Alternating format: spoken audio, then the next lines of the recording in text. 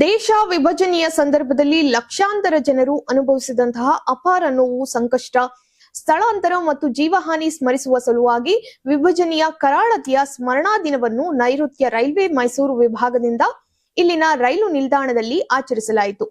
ವಿಭಾಗೀಯ ರೈಲ್ವೆ ವ್ಯವಸ್ಥಾಪಕ ಮುದಿನ್ ಮಿತ್ತಲ್ ಮಾತನಾಡಿ, ವಿಭಜನೆಯ ಕರಾಳತೆಯ ಸ್ಮರಣಾ ದಿನವು ಕೇವಲ ಹಿಂದಿನ ಘಟನೆಗಳನ್ನು ನೆನಪಿಸಿಕೊಳ್ಳುವಂತಹ ದಿನವಲ್ಲ, ಬದಲಿಗೆ ಸಮಾಜದಲ್ಲಿ ಏಕತೆ, ಶಾಂತಿ, ಸೌಹಾರ್ದ ಮತ್ತು ಸಾಮರಸ್ಯವನ್ನ ಮತ್ತಷ್ಟು ಬಲಪಡಿಸುವಂತಹ ಸಂಕಲ್ಪವನ್ನು ನೆನೆಯುವಂತಹ ದಿನವಾಗಿದೆ ಎಂದರು.